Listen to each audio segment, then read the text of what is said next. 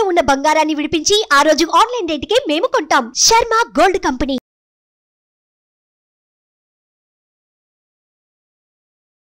నమస్కారం, welcome to Suman TV. ప్రస్తుతం మనతో పాటు స్టూడియోలో ఉన్నారు హిమాలయాల్లో తపస్సును ఆచరించినటువంటి సిద్ధగురు శ్రీ సిద్ధ యోగీశ్వరులు. వారితో మాట్లాడి మరిన్ని విషయాలు తెలుసుకుందాం. అలాగే ప్రత్యక్షంగా అఘోరాల పట్ల వాళ్ళకు ఉన్నటువంటి సందేహాల్ని అడిగేందుకు కొంతమంది ఇక్కడ సిద్ధంగా ఉన్నారు. వారితో పాటు ఇవాళ కార్యక్రమాన్ని ప్రారంభిద్దాం. గురుగారు నమస్కారం అండి. జయ గురుదత్త. గురుగారు, ఈ మధ్య మీది బాగా వైరల్ అవుతున్న వీడియో ఒకటి ఉంది. అదే సొంత మూత్రం తాగితే నిజంగా ఇంత ఏ విధంగా ఉండొచ్చు అని మీరు చెప్పారు. అది ఎంతవరకు నిజం? అది ఇది ఖచ్చితంగా నిజమే. ఆ రోజు ఈ విషయంలో అమ్మ ఏం జరిగిందంటే నాన్న, నేను మొత్తం చెప్పుకుంటూ వచ్చాను. నిగమము బాగా వినండి, ఈ వీడియోలో బాగా వినండి. నిగమము, యామలము, ఆగమము, ఆగమము, నిగమము, యామలము, ఈ విధానాలలో శివపార్వతుల సంభాషణలో జరిగిన విధానాన్ని నేను తెలియజేశాను. అంతే. కలియుగంలో వాడమని కాదు అక్కడ అర్థం. కలియుగంలో మీరు అందరు తీసుకోండి అని కాదు. ఒకవేళ మీరు తీసుకోవాలి అనుకుంటే ఇలాంటి శుద్ధి చేసి మసాలా దినుసులు తినకుండా తెల్లవారుజామున వెండి స్టీల్ గ్లాసుల్లో కొంచెం వదిలి మధ్యలో పట్టుకొని స్వీకరించాలని ఆ గ్రంథంలో ఉన్నది. ఆ కాలంలో కలియుగంలో దాన్ని అంత ప్రేరేపించాల్సిన పని లేదు అని నేను చెప్తే దాన్ని అంతా కట్టింగ్లు చేసి అదంతా వైరల్ చేశాను. దాని శాస్త్రం అలా ఉంది. దానికి మన మధ్య సినిమా యాక్టర్ ఒక ఆయన కూడా చెప్పాడు దాని గురించి క్లియర్గా, నేను ఇదే తీసుకుంటున్నాను అని. ఒక ఆయన గవర్నరు, రాష్ట్ర పెద్ద ఆయన, మన గవర్నర్ ఇప్పుడు లేరు, ఆయన కాలం అయిపోయారు, పాత ఆయన కూడా తీసుకునేవారు. ఆయన వెళ్ళిపోయిన తర్వాత అమ్మ ఆ ఒక్క విషయం అందరికి చెప్పాడు కదా, అందుకని ఆయన రాష్ట్రపతి అందుకని మొత్తం ఆయన రూమ్లో ఉన్న వస్తువులన్నీ తీసేశారు ఆయన మారిపోయిన తర్వాత. ఫస్ట్ టైం ఇప్పటి వరకు రాష్ట్రపతి భవన్లో వస్తువులన్నీ మార్పులు చేయలే, కానీ ఆయన మారిన తర్వాత మాత్రం చాలా మార్చారు కొత్త వచ్చిన వాళ్ళు. అంటే అది శాస్త్రంలో ఉన్నది, యోగులు రహస్యంగా చేస్తున్నది. అందుకని స్వమూత్రము అనే దానికి, గోమూత్రం కానీ స్వమూత్రం అనేది ఆరోగ్యానికి ఒకానొక కాలంలో మంచిది. అది స్వీకరించడం వల్ల చర్మం అనేది ముడతలు లేకుండా నిత్య యవ్వనంగా ఉంటారని ఈ యామలా తంత్రంలో ఉన్నది.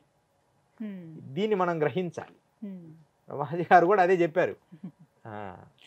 గురువు గారు, మిమ్మల్ని ప్రేరేపించిన సంఘటనలు ఏంటి? మీరు అఘోరిగా మారడానికి మిమ్మల్ని ప్రేరేపించిన సంఘటనలు ఏంటి? అయితే అఘోరగా మారాలని మేమేమనుకోలేదు. ఇప్పుడు కూడా అఘోర సాంప్రదాయాన్ని మేము ఆచరించినప్పటికీ పూర్ణ స్థాయిగానే ఆ మార్గంలో ఉన్నాం. అది బహుజన్మల నుంచి వస్తున్న సుకృతం అనుకుంటా. ఎందుకంటే నన్ను ప్రత్యేకంగా ప్రేరేపించడం అంటే ఒక వయసు వచ్చిన తర్వాత మారడం. నేను పుట్టుకతోనే ఈ ఆత్మ సాధన, దైవ సాధన, ఇంట్లో నుంచి వెళ్ళిపోవడము, తపస్సులని, గుహలని. ఏ వయసులో మీరు వెళ్ళిపోయారండి? నేను అతి చిన్న, అంటే 13లో వెళ్ళిపోయాను. 13 ఆ టైంలో ఇంట్లో నుంచి బయటికి వెళ్ళిపోవడం రావడం చేసేవాడిని. నేను అతి చిన్నతనం నుంచి కూడా ఈ ముద్ర ఇలా వేసుకొని కూర్చునేవాడిని. చాలా చిన్న ఏజ్. సాధన చేయడం, భజనలు చేయడం, కీర్తనలు చేయడం, ఎక్కువ కొండల పైకి వెళ్ళి గుహల్లో ఉండడం మాకు దగ్గర ఉండేవి. అది ఇలా చేస్తూ ఉండేవాడిని. అది అమ్మగారు ఏదైనా దేవుడి సినిమా తపస్సు చేసినట్టు వస్తే నేను తపస్సుకి వెళ్ళిపోయేవాడిని. ఇంకా ఆ రోజు అన్నం తినేవాడిని కాదు, నాకెందుకు దేవుడు కనపడ్డు అని. అమ్మగారు అనేవారు, రేపు వస్తారులే నాన్న అని.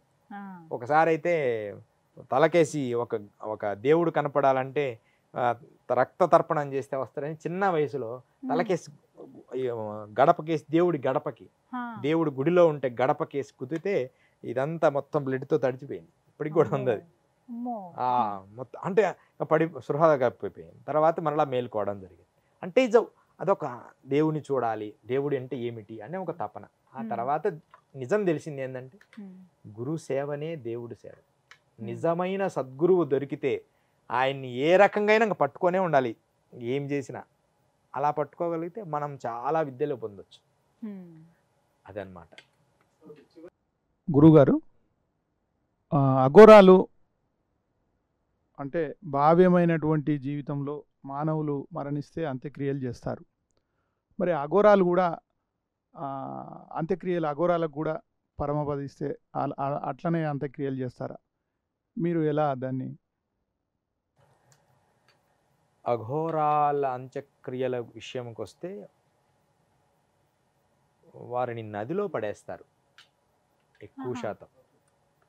కొంతమందిని పూడుస్తారు, అంటే పద్మాసనం వేసుకొని పూడ్చిపెడతారు. ఇట్లా పద్మాసనం మరణించగానే పద్మాసనం వేసేస్తారు, ఒక గుడ్డ కట్టేస్తారు, పూడ్చిపెడతారు.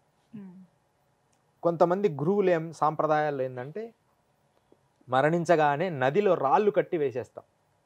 ఎందుకంటే వాళ్ళు ఏంటంటే చేపలైనా తింటాయి కదా వారి దేహాన్ని, ఎందుకు ఇది వృధా చేయాలి అనే ఆలోచన వాళ్ళదేమో అని నేను అనుకుంటున్నాను.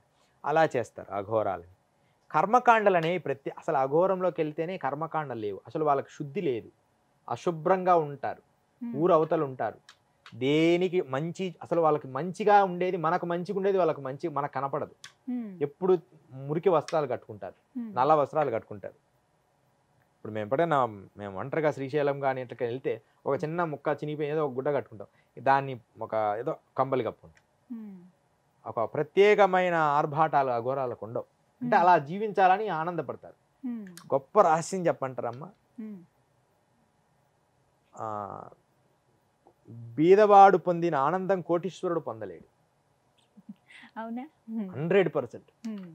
బీదవాళ్ళు అంటే వారికి జీవనోపాధి జరుగుతూ ప్రశాంతంగా తినడానికి ఉండి రిలాక్స్గా ఉండడం ఉన్నంత జీవనము కోటీశ్వరులకు ఉండదు.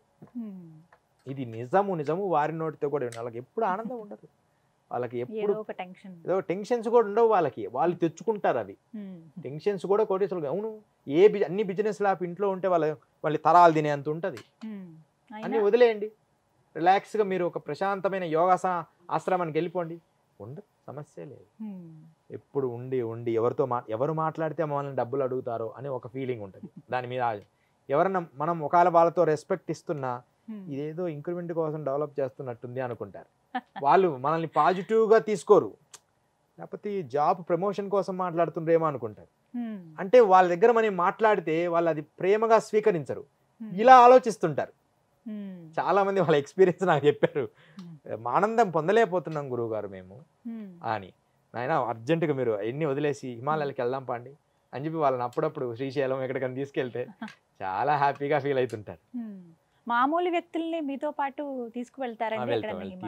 ఎన్ని రోజుల పాటు అలా ఉండొచ్చు? అట్లా తీసుకెళ్ళి ఎమ్మడే పంపిస్తా, వాళ్ళు ఉండలేరు కదా అక్కడ. అంటే ఎవరు చూడని ప్లేసులకి తీసుకెళ్తుంటా, సీక్రెట్ ప్లేస్లు, ఇదిగో ఇలా ఉంటుంది, ఇదిగో ఈ గుహలో ఇలా ఉంది, అలా ఉంటది అఘోర సాంప్రదాయం. సుమన్ టీవీలో మీ పర్సనల్ అండ్ బిజినెస్ ప్రమోషన్స్ కోసం కింది నెంబర్కి కాంటాక్ట్ చేయండి.